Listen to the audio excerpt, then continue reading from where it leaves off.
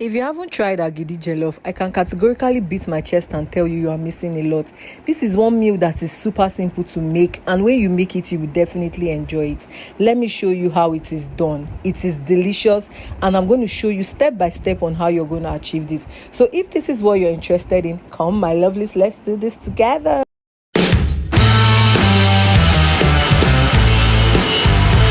So for this recipe, we'll be making use of corn. I made use of white corn. You can make use of yellow corn, anyone that works for you. So I just remove the dirt from the corn when you buy it from the market, and then I'm going to wash it thoroughly. After washing, this is like the third washing. I've washed it like 2 times off camera. I'm just taking it out and putting it in a container because we're going to be soaking this. So I've just added water enough to cover the corn. I have about 2.5 cups of corn in this bowl, and I'm just going to cover this. Basically, you can keep it overnight, like I kept mine overnight, but if you don't have the overnight like time to keep you overnight, you can do it for about 8 hours. Okay, so after about 8 hours, this is what the corn look like. I'm just going to sieve off that water on top, rewash it again, and then we're going to blend. Remember that this is corn, and we soaked it so that it can soften it a bit, but at the same time you need a very good blender to blend this corn. So if your blender is not strong, you might not get a very clean puree just as this recipe requires. So I'm going to be making use of my blender. This blender crushes anything.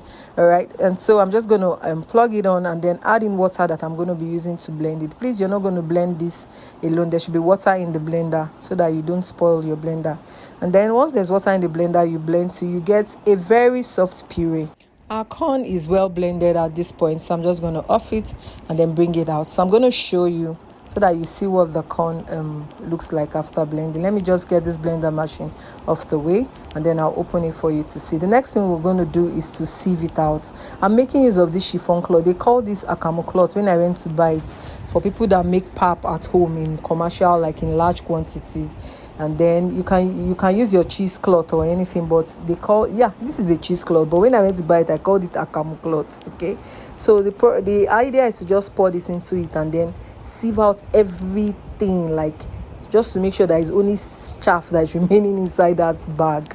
Okay, the way it is in a bag form like this make it very easy to sieve. If your own is not in bag form, you can just use your hand and stir and then allow all the liquids to come out. This took like a while because I was very, very meticulous about getting every form of pap I can get out of it. This is another way of making your pap at home. It's basically like making your pap, but we're just converting the pap into agidi-jollof. Oh my God, I'm just here thinking about this recipe. Like, I've not even started and I'm already yearning to eat it. Okay, so this is the pap we've gotten and this is the water on top, but I'm still going to cover this for about say 4 to 5 hours so that it will sediment very, very well, so that all that we have down is just the pap. Okay, so while that is staying for the 4 to 5 hours for it to sediment, we're going to be boiling our biscuit bone. We're making use of biscuit bone for this recipe, so I just spiced my biscuit bone with some pepper, some stock cube powder, some yaji suya pepper. Feel free to spice your biscuit bone any way that works for you. Okay, so those are just the things I added, and I'm just going to boil this. After about 20-25 minutes, this is bone, you still have to allow it to boil very well. I think at this point it has softened. This bone is just, once you put in your mouth and crack a little, it will open. That's why it's biscuit bone or brisket bone. I don't know what they call it. So in another pot, I've added some groundnut oil and added my onions, and this is my pepper mix that has to do with a little tomato, tatashe, and pepper. I blended all of this together. I'll just add it to the onions and oil mix. Like you're just making your basic normal stew.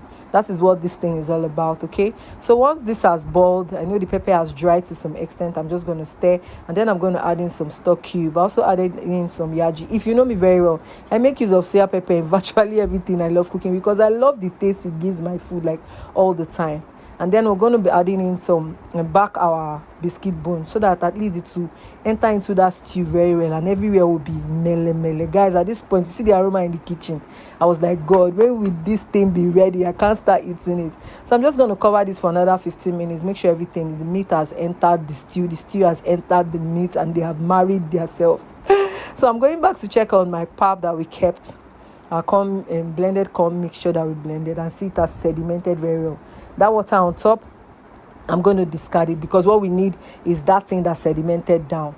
And then I'm just going to leave a little water to mix that thing, because you know what, the pap that's segmented down is very thick, so you have to mix it just like you want to make pap that you want to drink. Okay, so I just poured it into my pot like this paste, and then you keep it on fire and you keep stirring. Emphasis on keep stirring. Please do not leave the pot. Keep stirring until it has formed your normal pap, but this one is a little bit thicker. Okay, just as you're seeing it do. Please turn very well. See, if you leave it, it will form lumps, and you might not like the after product of that lump. So please be patient. Where are you rushing to? This thing is for you to eat and enjoy, so give it time. So you can see how silky and beautiful this thing is looking like. I took my time, stood, and make sure that this is like dope. So at this point now, it's ready, and then we'll be introducing in our stew mixture with our biscuit bone that we have made, this stew or sauce. Okay, and now you take time, don't rush, reduce the fire at this point, and then you stir. Make sure that everything is properly combined. The pap mixture has mixed with the stew mixture comfortably and thoroughly. Please, if you've watched to this extent, I beg you, kindly support me by subscribing to my channel, sharing my videos, liking my videos, engaging on it. That's the only way you can help me grow. I need to grow on this space. Thank you very much for all your support and encouragement. So at this point, our Agidi-jollof is ready, people. Look at it. So you just get your moi-moi wrap. Okay, I have a video where I taught how to wrap your moi-moi. If you don't know how to, please, if you don't know how to do it, get this shape of moi-moi wrap I did, you can watch that video. It's a short video I did, so you can know how to wrap your moi-moi leaf. And guys, you just wrap it. You're not cooking or anything. Once you've wrapped it like this, you keep it for it to cool down.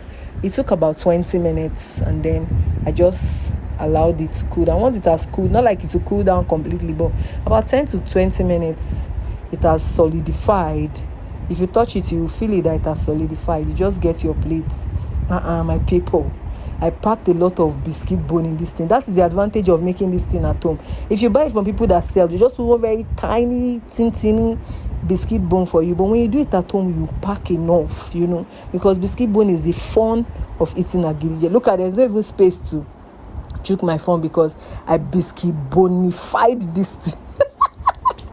Oh my God, I must always play. God have mercy. And guys, I'm here because it's just because it's video. I don't use fork or spoon. I use my hand to eat this when I want to eat it. But because we're trying to be posh, I had to use. Once this video is over, I'm diving into this thing without any spoon or fork.